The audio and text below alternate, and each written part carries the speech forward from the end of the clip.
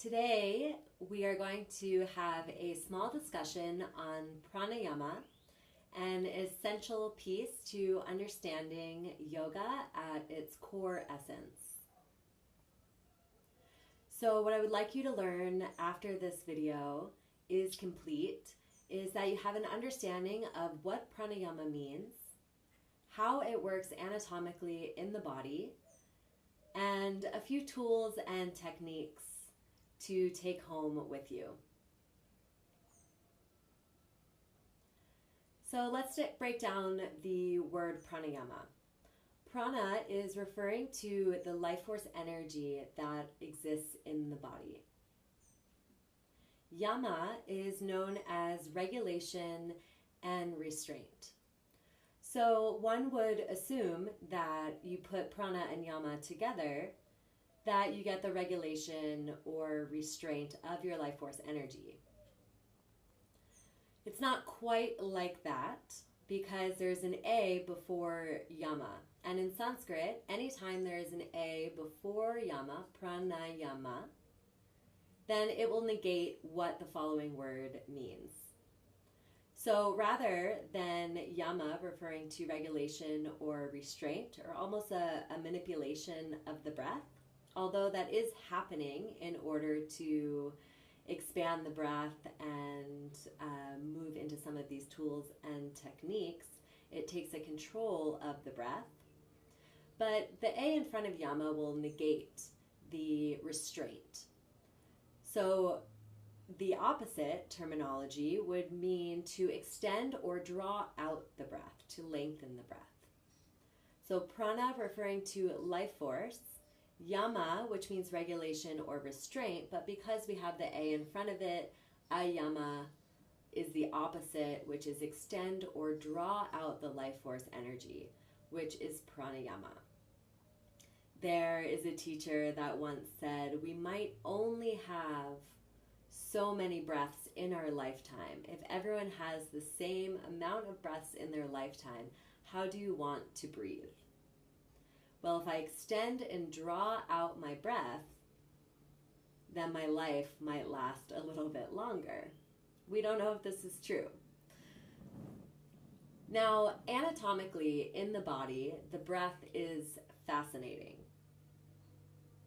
We have two cavities that we want to pay attention to. One is the thoracic cavity that houses the lungs and the heart. Okay, that's up here, from the rib cage all the way up. And then we have the abdominal cavity that houses all of the other internal organs aside from the lungs and the heart, obviously. What separates this cavity, these cavities, is a muscle known as the diaphragm. And the diaphragm is what is doing the breathing.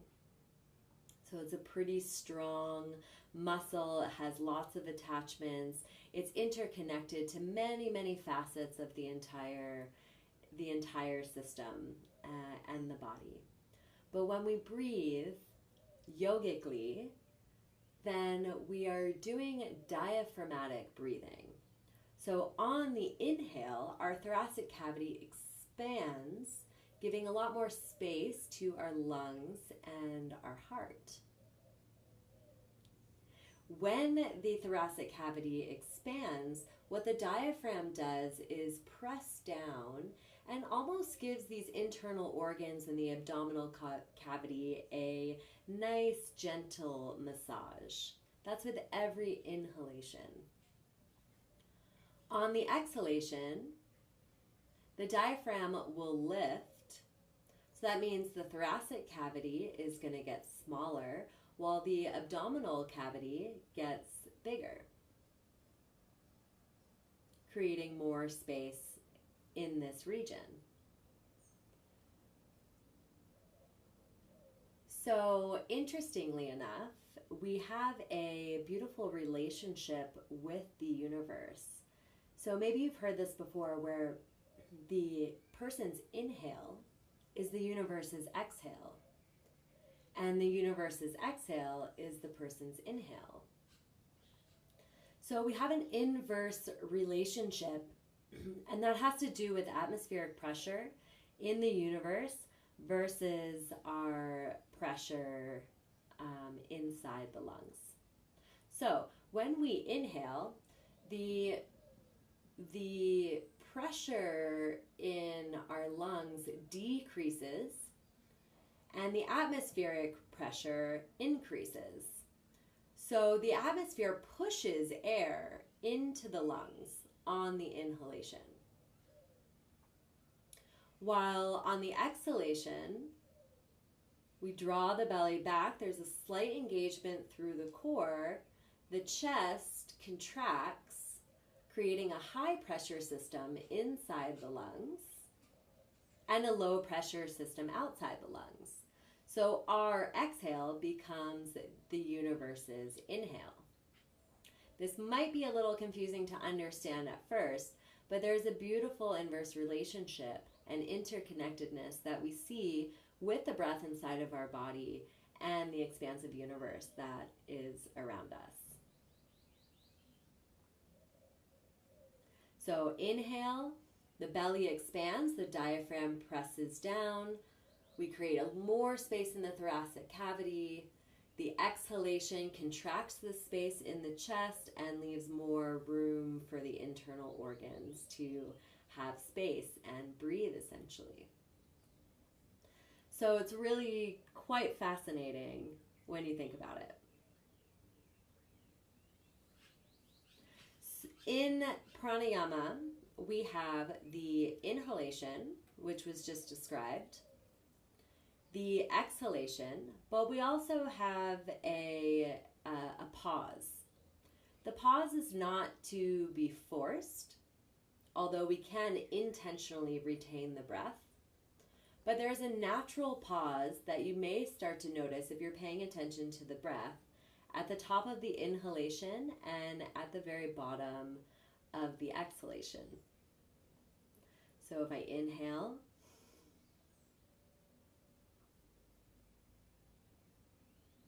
I kind of hover in space and then exhale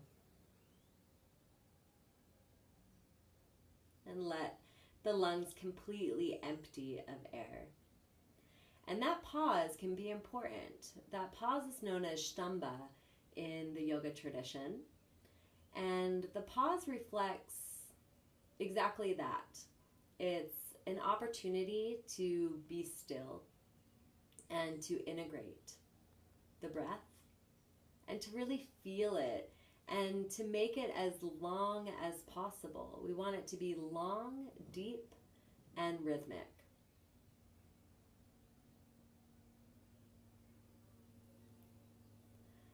So next we will I'll share a little bit about some certain tools and techniques that really may help you in a situation where you feel like you've lost your breath, or if your energy is very heated, some tool that will help you to bring down your energy to calm, cool, balance.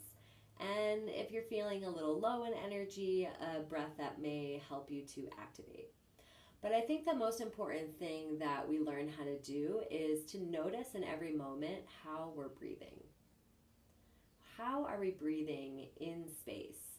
And where are we breathing in space? The breath should be a 360-degree experience. It's not just happening in the lungs.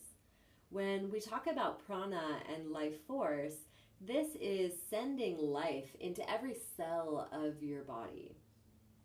Okay? So when we think of the breath, we really want to expand the inhale to really create aliveness in all of the cells in our body. And on the exhale, we surrender that aliveness. Now, as a baby, you can notice any baby, and you'll notice they breathe very deep into their belly. If they're laying down on their back, you can see the inhaling and the exhaling happening quite rapidly sometimes, but it's still happening from the lower belly.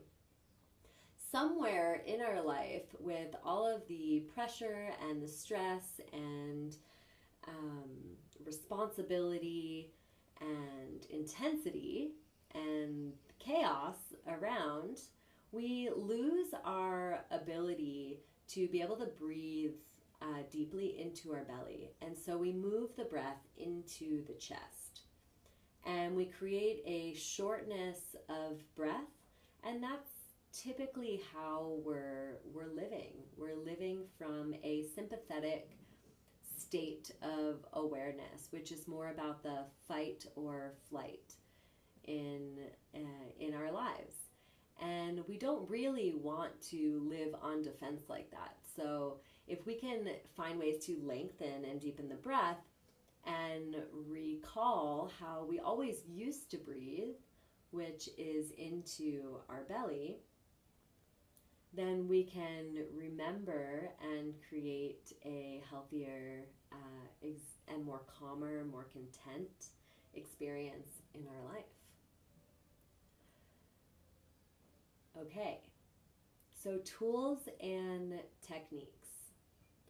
I want to talk about what's known in the yogic tradition as abdominal breath, and want to remind you that it's not the abdominals that are breathing, it's the diaphragm, the muscle here, that is doing the breathing, right? The abdominal cavity is moving in relationship with the diaphragm. So sometimes in yoga, we need to just remember how to breathe. And we do that through diaphragmatic breathing or abdominal breath. And you can just place both of your hands on your belly, lower belly like this, so that we can really feel the breath going all the way to the bottom of the lungs, down into our belly. And then the exhale will be a slight engagement of the core as you bring the navel back to the spine. So this is a wonderful way to start any meditation, any yoga practice, or if we feel our breath is tight and restricted in our chest, then we may want to introduce abdominal breathing as just a way of calming down. So let's try that together. Place both hands on your belly, close your eyes.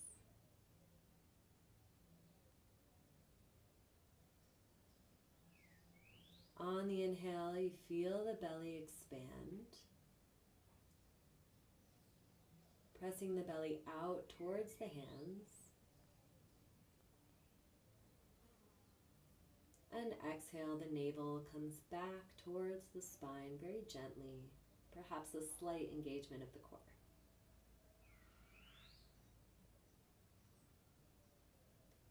Inhale, belly expands. Fill up the whole entirety of the lungs. And exhale to release.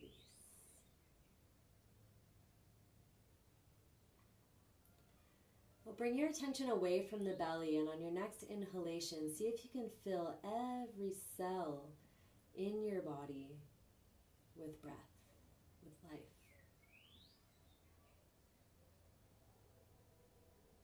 Creating a 360-degree experience. Exhale to soften, surrender.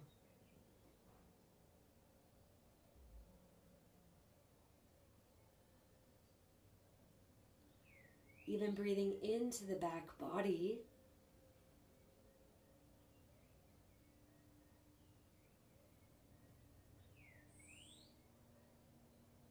Lifting the sternum, lifting the chest, and exhale to soften. And we'll just take a couple more rounds on your own.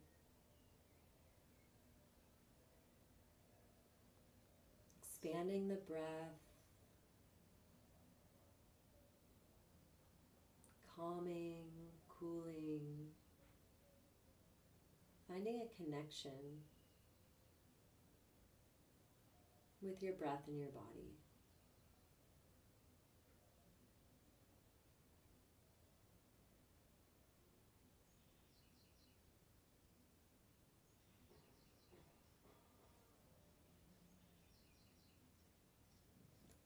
From there, release your hands and just blink the eyes open. And just notice how you feel. We probably spent about 20 seconds to 40 seconds there in the breath, and immediately my whole energy starts to calm. So when we're in a state of anxiety, perhaps, maybe we just come to our breath. Take a minute and just connect.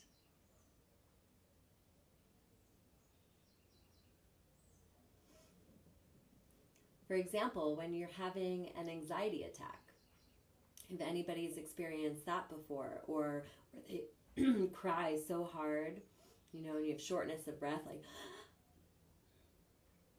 what's the first thing that someone tells you to do?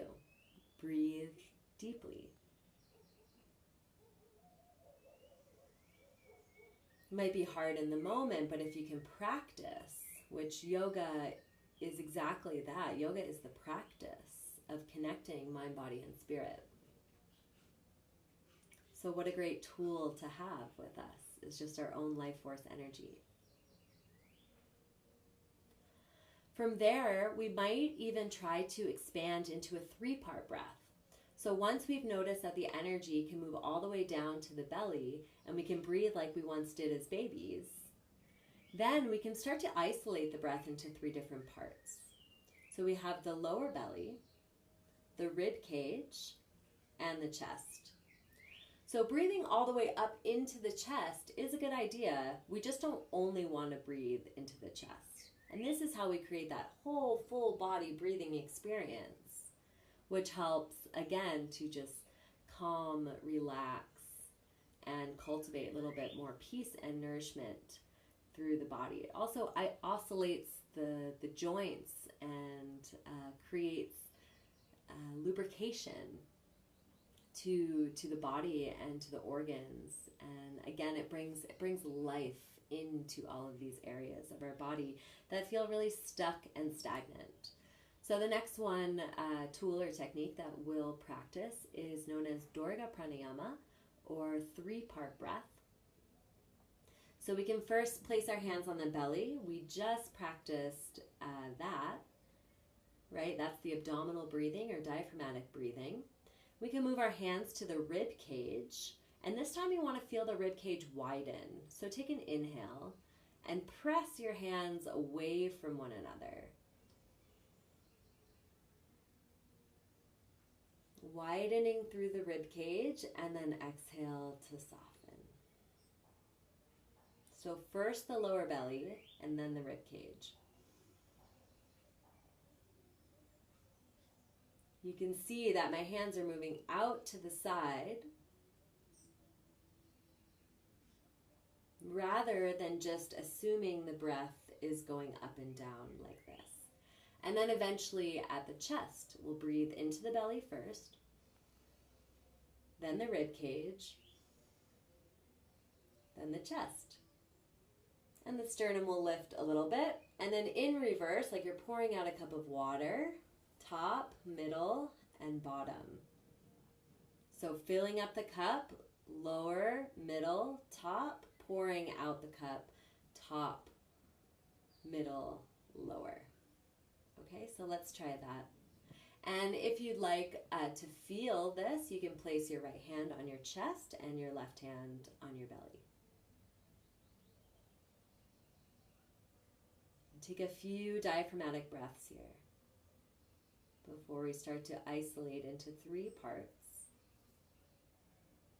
for the practice of Durga Pranayama. So what an amazing breath to be able to really describe what pranayama is all about, to extend or draw out the breath. The opposite really of regulation or restraint. Although in order to do this, there is a slight manipulation and control of how we're forming our breath in our body. On the inhale, belly expands. Rib cage widens, chest lifts. Pause at the top for Stamba. Exhale, surrender the breath chest, rib cage, and lower belly drawing in. Inhale, lower belly, rib cage widens, chest lifts.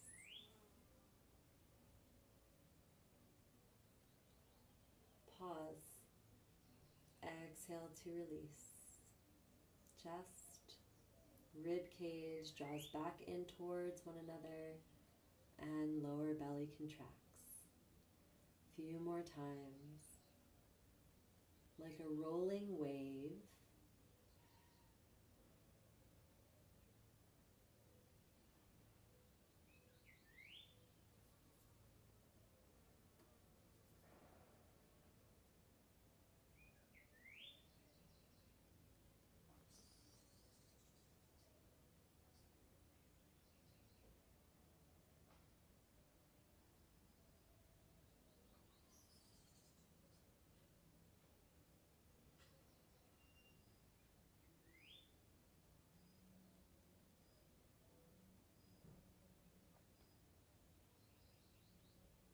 And just come back to normal breathing. Release your hands.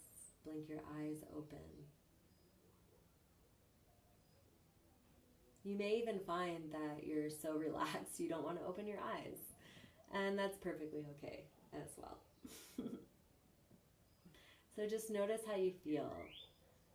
Was it hard to do that? Was it hard to expand your breath throughout your whole body? Interestingly enough, when we do things like diaphragmatic breathing and three-part breath, we can really feel how and if we're breathing into our back body. A surprising fact that I learned once is that 60% of the lung tissue is in your back body. So when we think of the breath as right here normally, it really kind of expands our awareness that if the diaphragm is here, there's things that are being affected here in the abdominal cavity, the thoracic cavity, the back body, because it's not just in the front. It's like we need to think of ourselves as a 360-degree experience, not just what you see from the front. So 60% of your lung tissue exists in your back body. So if we really want to get to the very bottom part of the lungs and clean that respiratory system, then we need to breathe very deeply and all the way to the bottom. Okay, beautiful. So the next technique is going to be for when we're feeling a little bit low in energy and we want an uplifting and heating and a warming experience. So this is called Kapalabhati. It is described as a forceful exhalation followed by a passive or automatic inhalation. You can do one round of about 60 to 120 pumps. You can also start slowly and start to pick up the pace. You can also do many mudras. You can direct the energy, for example, up or down in different mudras and things like that. We'll take the simplest approach and just take our hands to our belly so that we can actually feel the pumping of the navel towards the spine, initiating that Uddiyana Bandha. So here we go. We'll take an inhale together and exhale to release. Inhale and start to pump the breath. It looks like this.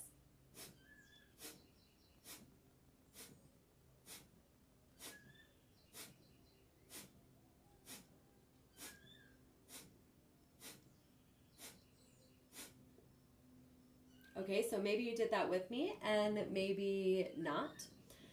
So we'll all do it again together, but you notice that there was a strong exhalation through the nose and the inhalation I didn't even think about. And this is really great for the respiratory system. Again, like I said, heating, warming, igniting energy if we're feeling lazy or depressed or anything like that. We can use Kapalabhati or Shining Skull to help ignite our flame once again. So let's do this together. Hands on the belly. Take an inhale. And exhale to release the breath.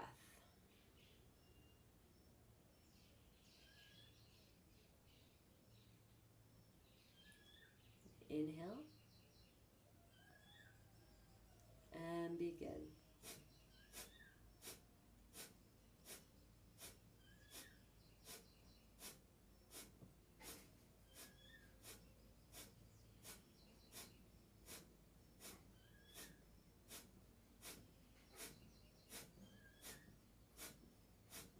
Ten, 9, 8, 7, 6, 5, 4, 3, 2, and 1.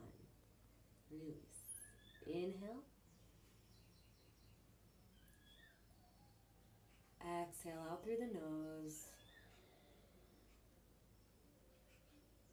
And notice how you feel. Perhaps more expansive in the thoracic cavity. And blink your eyes open.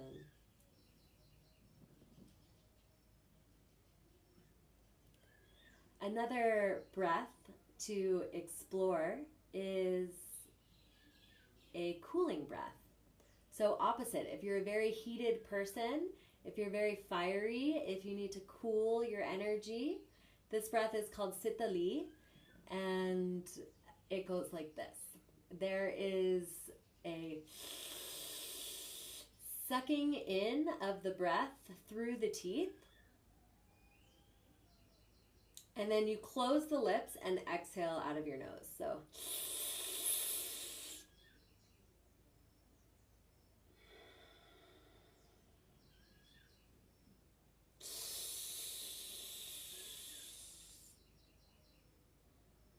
just join in when you're ready.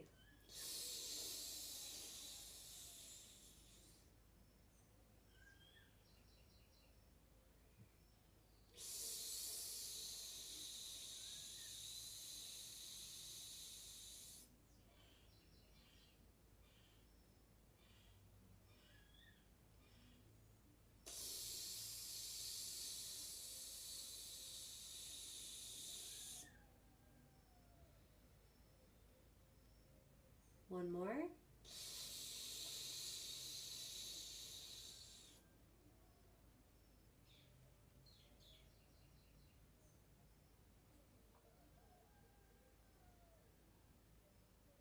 Okay, blink the eyes open and just notice.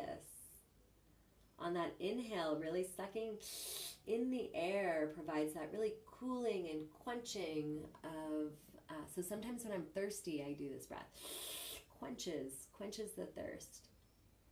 This breath is also done with a rolling of the tongue, but some people can't do that. So if you can't do that, it's perfectly fine to just suck in through the teeth. And exhale out the nose. Okay, last one. This is called Nadi Shodhana or Anuloma Viloma. And this breath is used for balancing our energies.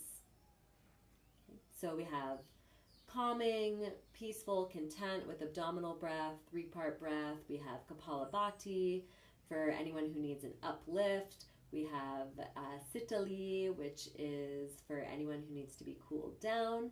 And then we have this general balancing of the breath in Anuloma Viloma. So left hand comes to Chin or Jnana Mudra. That's the thumb and the pointer finger touching with the rest of the fingers extended. And then right hand is in Vishnu Mudra, which is peace fingers tucked to the palm of the hand with the rest of the fingers extended. We can also take a variation where we bring the peace fingers to the Ajna Chakra, the third eye, and kind of massage this area as we're breathing, and using the thumb and the ring finger to be able to switch from one side to the other. So once we're in position with our hands, you can close your eyes. Or maybe you want to keep them open for now. Okay. Inhale the right thumb to the right nostril. Take your slight or gentle pause or stamba, and then exhale out the left. Inhale through the left side.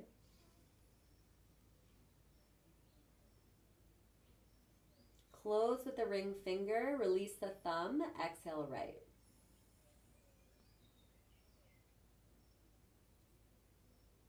Inhale through the right.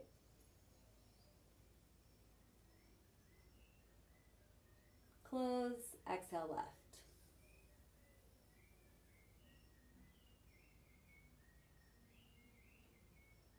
Inhale left. Close and exhale right. Option to put your peace fingers at the third eye. Inhale right.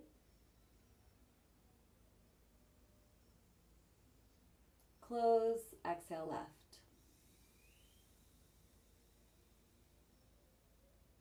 Inhale left. Close, release thumb, exhale right. We'll end on the left side. Inhale right. Pause, exhale left.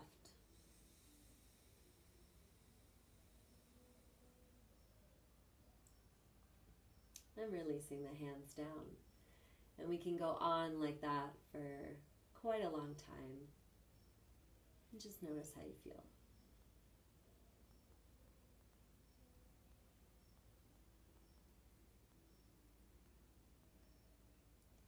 When we switch from side to side, when we breathe in through the right nostril, we're stimulating the left hemisphere of the brain.